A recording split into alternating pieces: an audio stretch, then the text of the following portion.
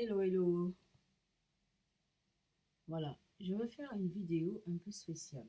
Alors, euh, je vais vous parler de quelque chose d'assez spécial que je ne comprends pas, comme d'habitude, hein. Alors, j'ai une paire de tennis. J'ai une paire de tennis, voilà. Un pied, ça c'est le pied droit. C'est le pied droit d'ailleurs. C'est pas très propre, mais bon, c'est pas trop sale, c'est une tennis, hein. Et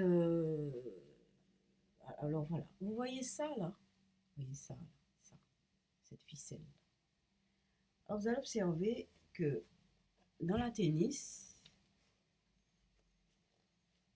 il y a quatre brins.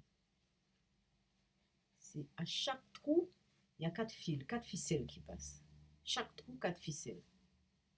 Ici aussi, il y avait quatre ficelles normalement. Ici. Alors, il y a un, deux, trois, quatre. Et il y a quatre ficelles à chaque fois qui passent. Et ça, c'est pas un hasard. Donc, vous allez me dire que, ouais, la dame cherche des trucs. Mais je vais vous expliquer. Enfin, je ne pourrais pas expliquer, mais en tout cas, je vais vous raconter ce qui s'est passé. Vous voyez cette ficelle, elle n'est pas coupée. Elle n'est pas coupée, puisque je la tire, elle ne se détache pas. Elle n'est pas coupée. Et normalement, elle était, elle était ici. Elle était accrochée ici. Vous voyez? Donc ici, ça faisait quatre aussi. Il y avait quatre ficelles. Mais ça, c'est détaché. Alors, jusqu'à présent, je me demande, mais ça, c'est quelque chose d'extraordinaire. Et ce nœud-là, ça a toujours été là. J'ai toujours fait ce nœud parce que, en fait, j'ai fait ce nœud-là, c'est pour que quand je mets mon pied, que j'ai pas besoin d'ouvrir, de défaire le nœud, de refaire le nœud, etc. Donc j'ai fait un nœud à peu près qui me permet de mettre le pied et d'enlever le pied. Vous voyez, tout le monde fait ça. Et donc tout ça c'est lié. Tout ça c'est lié. Il n'y a pas une ficelle qui est coupée. D'ailleurs, je n'ai jamais coupé la ficelle de ma tennis parce que bon, il y a rien n'est coupé. Vous voyez là, ça commence à s'abîmer, mais c'est pas. Il faudrait que je vous montre. Vous voyez, ça commence à s'abîmer, mais c'est pas coupé. C'est pas coupé. Alors, d'autant plus que c'est pas ici que ça s'est passé, c'est là. Alors, on va regarder. Ça, c'est pas coupé non plus. Alors, et vous voyez, cette ficelle-là, normalement, ça s'attachait ici. Ça s'attachait ici. Voilà. Alors, un jour, ça remonte à peut-être 2 ans, je crois que j'en ai parlé.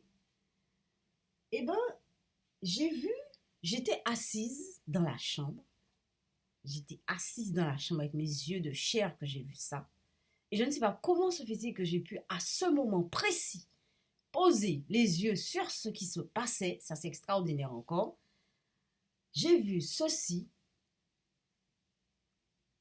J'ai vu ce bout de ficelle-là qui n'est pas coupé, qui n'est pas dénoué, qui était accroché ici, ici. J'ai vu ceci très précisément. Ouais, je tiens avec le doigt ici, hein. Je l'ai vu tomber comme ça. Comme ça. Alors, je refais. Alors, cette ficelle qui était accrochée ici, alors je ne comprends pas comment ça s'est défait. Parce qu'il n'y a rien de coupé. Il n'y a pas une ficelle qui est coupée. Je regarde à l'intérieur, il n'y a pas une ficelle, non. Il y a rien qui soit coupé. Rien n'est coupé. Parce que si c'était coupé, les autres seraient partis aussi. Ben oui. Bon, j'ai vu ça. Alors, ce que j'ai vu, c'est ça. J'ai vu cette partie-là tomber comme ça. Doucement. Je me suis dit, mais ça c'est bizarre, ça. Alors, j'ai pris la tennis. J'ai regardé. J'ai trouvé ça très extra. C'était étrange, mais jusqu'à présent, je ne comprends pas. Comment ça fait-il que cette ficelle soit détachée du reste sans être coupée? Et il n'y avait pas un nœud non plus. Ça s'accrochait, ça s'accroche, en fait, à cette ficelle qui n'est pas coupée non plus. Et je l'ai vue tomber comme ça. Je l'ai vu tomber comme ça, doucement. OK? Alors, je l'ai défait maintenant. Vous voyez, j'ai défait, vous voyez la ficelle qui est longue. Mais normalement, il y a un nœud, parce que sinon, je risque d'abîmer tout ça si je marche dessus. Donc, je fais un nœud. Mais c'est moi qui fais le nœud pour ramener la ficelle tout en haut. Bon, mais je l'ai défait, je vais refaire le nœud. Alors, ça, c'est ce qui s'est passé à la base. C'est très bizarre. Alors, voilà. Donc, il y a une ficelle, il y a un nœud qui s'est défait, qui s'est dénoué, mais d'une façon mystérieuse, je ne sais pas comment. Il n'y a aucune ficelle qui est coupée. Il n'y a pas de nœud qui a été défait non plus. Ça, c'est pas un nœud. C'est le lacet qui ramène les ficelles. Il n'y a pas un nœud. Et il n'est pas coupé. Le lacet n'est pas coupé. Alors, bon, ça, c'est un mystère. Alors, depuis ce jour, j'ai commencé à faire des nœuds. Alors, vous allez me dire, bon, ben, il y a des choses qu'on fait. Mais moi, quand je fais quelque chose, surtout quand je fais quelque chose qui se répète, ça me fait tilt dans mon cerveau. À chaque fois, ça me fait tilt. Je dors, je peux faire un rêve. Le lendemain, je peux me dire, tiens, pourquoi je fais ça? Et dans la journée, je me dis, tiens, même si l'idée s'en va, mais l'idée revient. Je me suis rendu compte, à partir de ce moment-là, je faisais des nœuds. Je faisais des nœuds. D'abord, j'ai fait un nœud pour amener la ficelle. Et je faisais des nœuds, mais je ne faisais pas autant de nœuds que ça. C'est cette année, il n'y a pas longtemps, depuis cet hiver, depuis que il fait froid. Alors, j'ai un vieux manteau marron, bon, que j'ai pas changé parce que les manteaux sont trop chers et j'ai pas envie de mettre tout mon argent dans les manteaux. J'ai besoin d'aller construire ma maison, etc. Enfin bref. Et donc, je fais des économies. Donc, j'ai gardé mon manteau. Il n'est pas très chaud. Donc, comment? J'ai un pull que je mets sur le manteau, un pull en laine, je mets sur le manteau parce que la laine me pique la peau. Donc, je mets sur le manteau pour que ça ne me pique pas la peau. Et en guise d'écharpe, je prends une chemise que je mets autour, les manches comme ça, et je fais un nœud. Et je fais un nœud aussi au pull. Alors, ça, c'était bizarre. Ce matin, enfin, il y a quelques temps quand même, c'est ce matin que je fais la vidéo. C'est étrange que je fasse autant de nœuds. Alors, je me suis dit, tiens, on va regarder sur Internet. Qu'est-ce que ça veut dire faire des nœuds? Je vous invite à chercher. Alors, donc j'ai cherché, je dis, faire des nœuds, ça symbolise quoi? Alors, j'ai trouvé, c'est pas mauvais hein, de faire des nœuds, ça symbolise des choses très fortes, très positives. En même temps aussi, bon, ça peut être un peu néfaste, mais bon, en général, c'est très positif. Mais je suis tombée sur un article. Vous voyez, quand vous cherchez un sens, il faut que le sens se rapproche de ce que vous êtes. Si vous cherchez un sens, si vous êtes agriculteur et vous cherchez le sens, je sais pas moi, un outil, par exemple, une bêche, et vous dites, tiens, je vais chercher la signification de la bêche, et que vous trouvez des significations qui ne sont pas en rapport avec l'agriculture, et que tout d'un coup, vous tombez sur une signification en rapport avec l'agriculture. Évidemment, ça sera la signification en rapport avec l'agriculture qui va vous intéresser. Voilà. Donc, c'est ce que j'ai fait. Alors, j'ai cherché la signification des nœuds. Il y a même les nœuds marins, tout ça, machin. C'est très intéressant. Et c'est pas un hasard qu'on fasse des nœuds dans la marine. Bon, mais ça, c'est une autre histoire.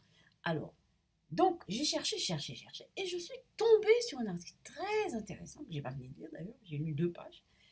D'ailleurs, ça fait 8 minutes. Il faut que j'arrête bientôt. Euh, il paraît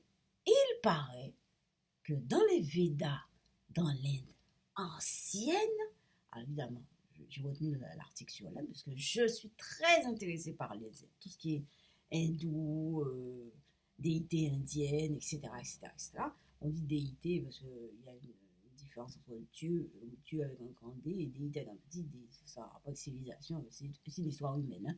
Moi, je pense que ce sont des dieux aussi pareils. Bon, bref. Alors, pour comprendre, je dis déité, comme ça vous allez comprendre vite, déité indienne, etc. Et voilà. Donc, je suis tombée sur un article qui parle des Védas. Et dans les Védas, il y a des dieux lieurs. Je ne savais pas que ça existait. Je savais pas. Ce matin, j'ai appris ça. Les dieux lieurs. Alors, écoutez, moi, ce que je crois, et moi je vous dis, il y a des choses qui sont quand même, il y a des choses qui sont puissantes. Et je vous ai fait aussi un article sur, mais c'est sur Séminaire Bennett, c'est sur notre chaîne, ma chaîne qui parle de tout ce qui est lecture, etc. Je vous ai parlé de la participation mystique. Est-ce que c'est la participation mystique? Je ne sais plus, je crois que c'est ça. C'est-à-dire qu'on peut atteindre quelqu'un avec ses traces de pieds ou ses habits. Ça existe dans le voodoo, dans toutes sortes de sorcelleries, on peut faire ça. Mais c'est des choses qui existent. Alors, moi je dis ça me donne la chair de poule. Bon, alors, il y a des dieux lieurs. Bon, ce que je crois, c'est que de toute façon, depuis des années, je suis en lien avec tout ce qui est déité indienne, etc. Et que c'est une réalité. C'est pas un truc bidon qui n'existe pas. C'est une réalité. Quand j'ai vu le nœud se défaire, je vous assure que j'ai vu avec mes yeux, ce truc est tombé lentement. Je me demande comment ça fait qu'une ficelle tombe aussi lentement. Mais il fallait, je sais pas, c'est tombé lentement, comme s'il y avait un poids sur la ficelle qui tirait la ficelle. Et, enfin, le lacet, enfin, le bout de lacet, et il est tombé comme ça. Bon, voilà, je m'arrête là-dessus. Il existe des dieux lieux. Je vais revenir là-dessus. Bon, je vous laisse avec ça et puis on va revenir dessus. Je vous lance la vidéo. Allez, bye bye.